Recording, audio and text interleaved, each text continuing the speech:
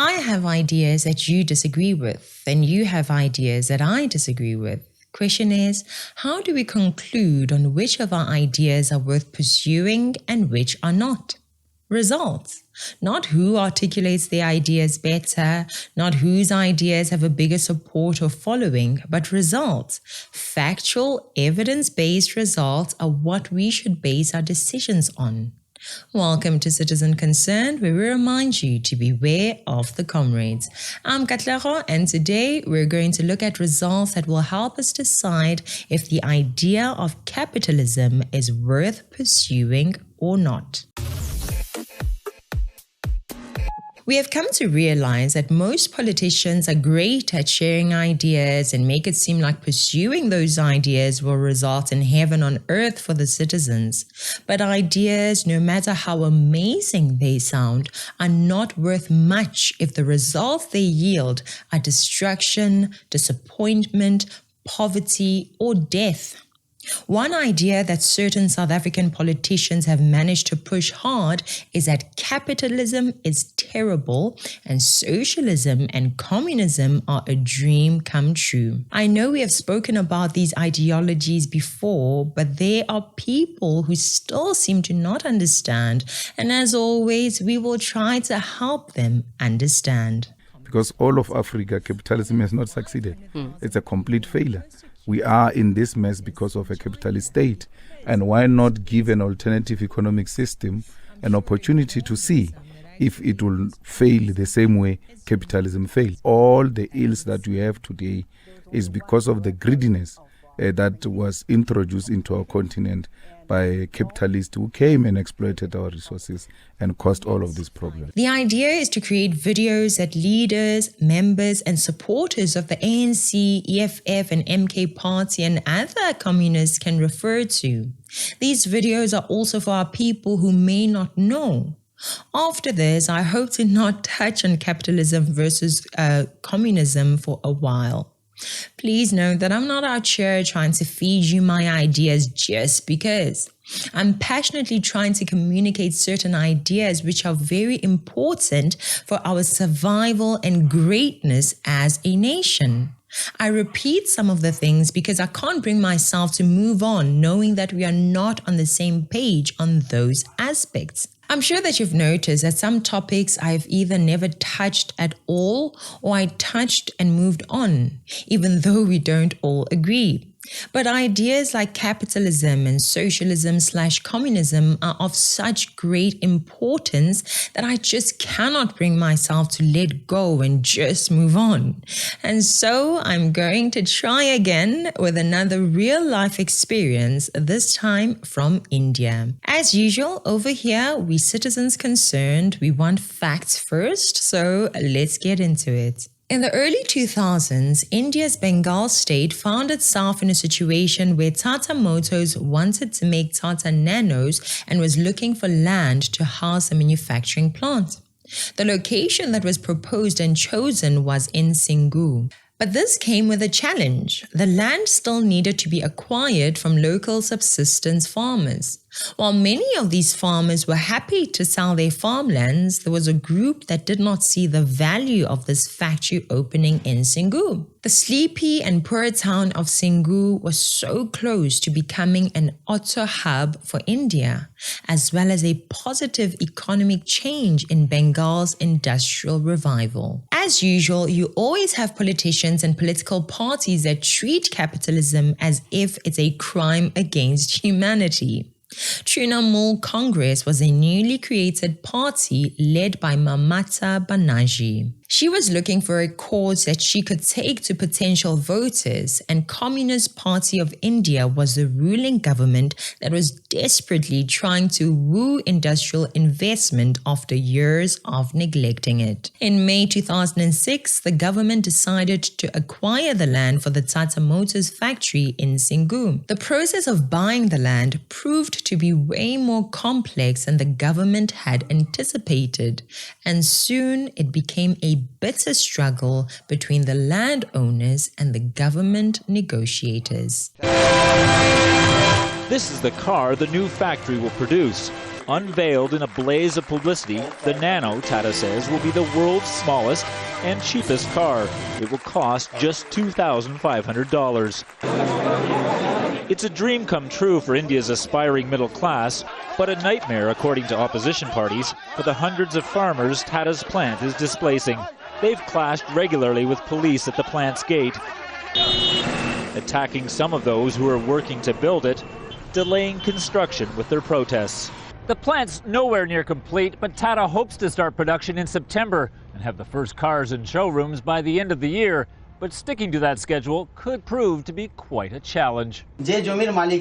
Some farmers say now they'll blockade the plant entirely and prevent it from operating. It's been more than 2 weeks since work at the Tata Motor factory in Singur came to a halt, and the storm clouds over it refuse to go away. Even the government's new economic package of 50% more cash for land is not cutting any ice, with those still unwilling to accept compensation. These green, serene fields in Singur belie an approaching storm that's brewing up. Farmers who have taken compensation are growing increasingly impatient of those who have not. For the moment, the viability of the Tata Motor Nano project in Singur is quite simply lost, as it is reduced to a pawn in the game of politics. In May 2007, the process had gotten worse. Violence erupted at the plant site, with police firing rubber bullets and tear gas at activists who hurled bombs and brickbats while trying to enter the area. By then, the new leader we mentioned, Mamata Banerjee, was holding rallies and marches in protest against the government. She was against the government acquiring the land for Tata to establish their manufacturing plant. She also went on an indefinite hunger strike on the issue. Just imagine fighting tooth and nail to stop Tata Motors from bringing jobs to the area. Tata tried to establish their factory in Singur. While some of the farmers were happy about the deal, others were fighting and protesting against this. The protest would not stop. Land acquisition could not be completed, and it was evident that the project that had promised so much was going nowhere. With Mamata Banerjee leading the public protests against land acquisition, Tata Motors chose to withdraw its nano small car project from Singur and move it to Sanand, a new industrial estate in Gujarat. They have the money, they know what they want to build, and so they left. Narendra Modi, who was the chief minister of Sanand, Gujarat, made an offer Tata just couldn't refuse. The decision to allow Tata Motors into the town led to Sanand's transformation into one of the nation's leading automotive hubs, with high investments and more expected to be finalized soon. As with any decision, there are pros and cons, and it is wise to make a decision whose pros outweighs the cons. I've known Mr. Modi when he was the Chief Minister of Gujarat. I turned to him when we had to change factories from Singur in West Bengal to Gujarat. So I've seen him and will never forget the way he found solutions for a company that was looking for a home. How was that meeting when you met Mr. Modi in those days and told him about this move? What I've said publicly is he invited me to come to move the factory to Gujarat. And I said, we'd come if we had a home. And he said, I'll get you the land you want in 3 days. Amazing. And then he delivered that on the third morning. He said, Ratanji, here's the land that I promised. And that just doesn't happen in India. So Mr. Modi, as Prime Minister now, is offering India, the Indian people, a new India. With this story in mind, let us go back to the idea of capitalism. Often we hear that capitalism is evil, selfish, inhumane, it exploits people, etc. But is it really? Was Tata Motors evil, selfish, inhumane, and wanting to exploit the people of Sanand by wanting to establish a car manufacturing plant in India? The simplest thing is to identify is the exploitation of the land belonging to the people of Sanand, right? In this case, yes, the town of Sanand would have sold the portion of land that Tata Motors needed to establish their car manufacturing plant, which might be seen as a con. But if you are being paid for that land, why would that be a con? There were even more pros. There was going to be a creation and transfer of skills to the residents of the town. The establishment of the town as an economic zone, which meant mothers and fathers could support their families through permanent jobs without having to travel far and long or even relocate, which meant that the family unit is secured. Another pro was attracting other companies and investments, also meaning more jobs and more skills. Sanand has, through that decision by Chief Minister Narendra Modi, nurtured a diverse range of industries, including food processing, pharmaceuticals, medical devices, packaging, and even semiconductors. Over 400 companies have established their bases in Sanand, including more than 25 multinationals such as Nestle, Colgate-Palmolive, Coca-Cola, Mitsubishi, and Bosch. Why? Because the politicians stayed out of the way of the businesses. They invited the businesses and made it easy for the businesses to run their factories. While the town of Singur was not exploited by Tata Motors, the so-called evil capitalist, they held on to the land that they had previously agreed to sell to Tata Motors. But they have lost out on the economic success that Sanand enjoyed in 2008 and continues to enjoy to this very day. Ratan Bagh's land was acquired by the former Left Front government to set up a car manufacturing unit. But a massive farmer protest, backed by the then opposition Trinamool Congress, forced it out of Bengal. That movement propelled Mamata Banerjee into power in 2011. Singur, though, hasn't turned the page. The 3,000 plus farmers and sharecroppers affected by the land acquisition continue to get Rs 2,000 per month and 16 kilo rice from the Mamata government. But a large part of the returned land remains abandoned. The effort to make the returned land cultivable has proved to be a Herculean task for many. আমি তো বহু টাকা খরচা করেছি। কত টাকা খরচা করতে হলো? 35,000 টাকা খরচা করেছি। 21 জুলাই আর ওই 21 জুলাই আমাদের প্রত্যেক একজন কি আমাকেই দেয় 10,000 করে টাকা দেয়। এবার জামা প্যান্ট দেয় আর ওই আপনার ওই যেতে দেয় মহালয়। দিদি আপনাকে অন্য চোখে দেখে একদম। আমার এখনো দিদিকে বলছি তো এখনো বলছি তো অন্ধ ভক্ত এখনো। The Singur assembly seat has been with the Trinamool since 2001, with Bhattacharya winning consecutively. One thing we need to be very mindful of is that no matter what politicians say to us, what they promise us and discourage us against, they are very rarely affected by their ideas, promises, or failures to deliver upon their promises. Mamata, the political leader who stood in the way of Tata Motors getting the land to establish the car manufacturing plants in Singur, was somehow later rewarded for her hunger strike and protests. While she, as a politician, rose up the ranks from the chaos, 16 years later, it is clear that the residents of Singur sustained a loss which became Sanand's gain. Even in India, politicians stopped capitalism from turning Singur from a sleepy town to a city thriving with investment, skill transfer, and employment.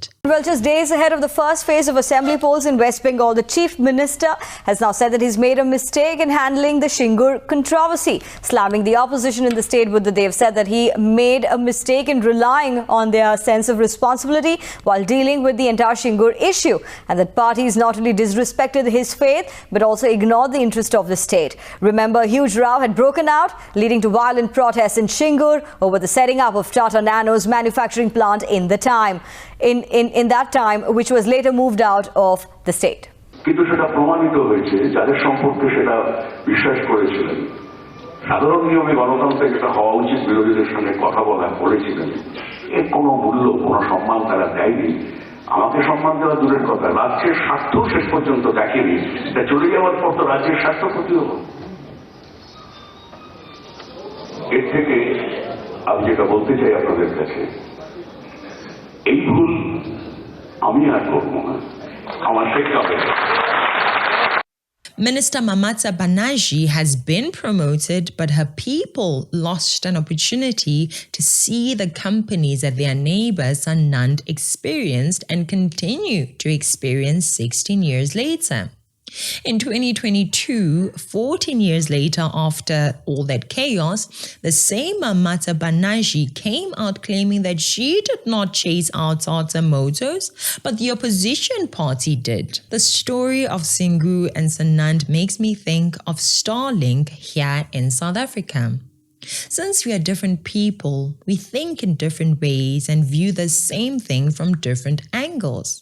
Someone else may be listening to the story and think that it is good for Singur to have remained with land owned by the citizens and be without their employment, the new skills, investments, special economic zones, and economic development. But think about this long and hard. Yes, capitalism is imperfect. Nothing on earth is perfect. But compared to the alternatives, it seems to be the better option. To help make this more personal, let's bring it home. Let us consider a large portion of land in Limpopo, Eastern Cape, Free State, KwaZulu-Natal, or any village or rural area. Imagine if BMW comes and asks our government to sell them a portion of land for BMW to establish a car manufacturing plant in that village. Yes, that would mean that the government would have to buy that land from you and sell it to BMW.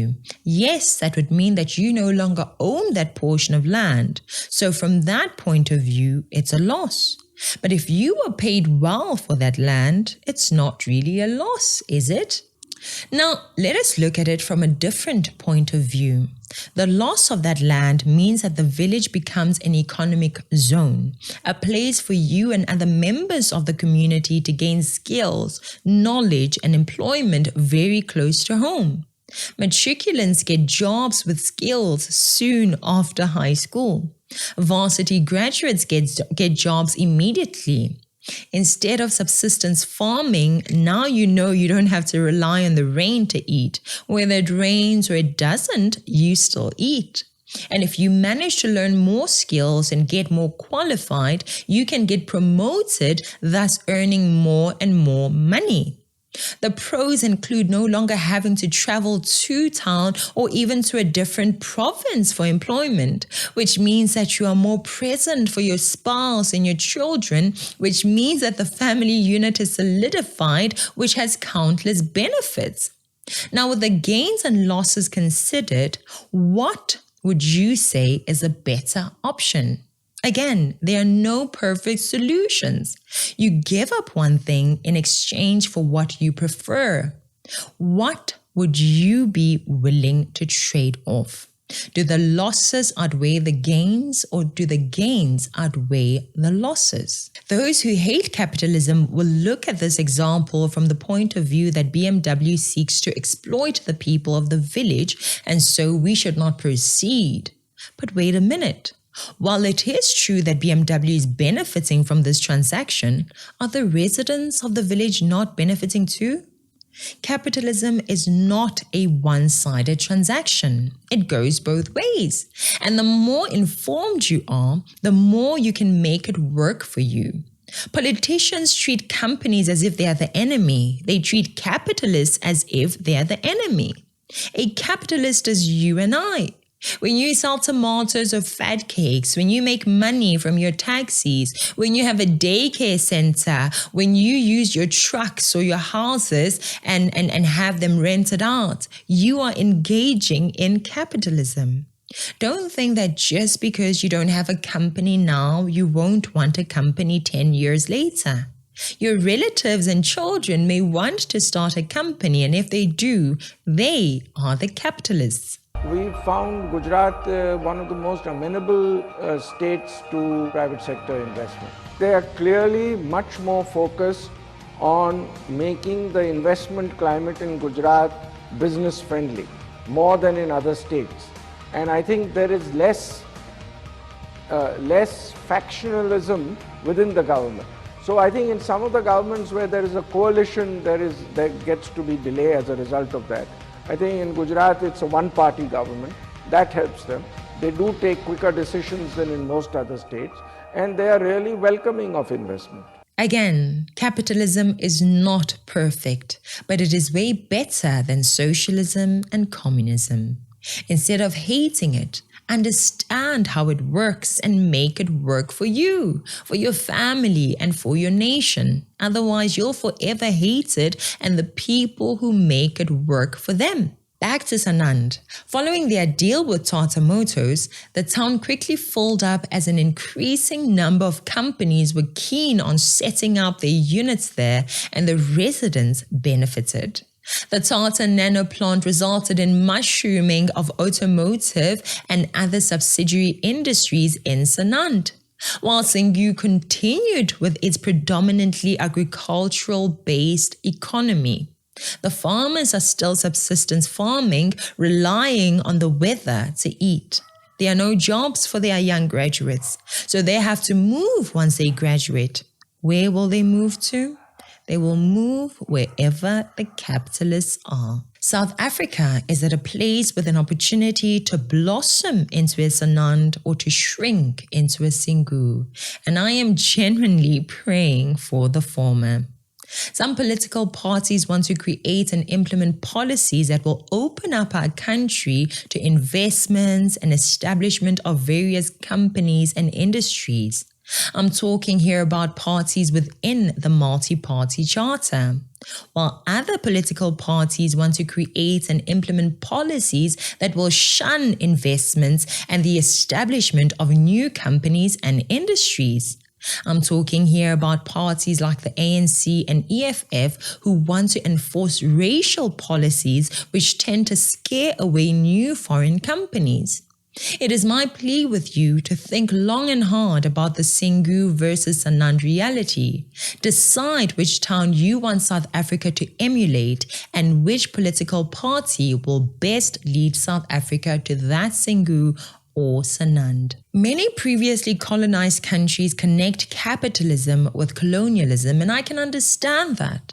During the times when many African countries were still colonized, communist Russia or Soviet Union was offering its support to the colonized countries, and it makes sense that once we gain freedom from the colonial powers, we view Soviet Union's communism as the way. It's totally understandable.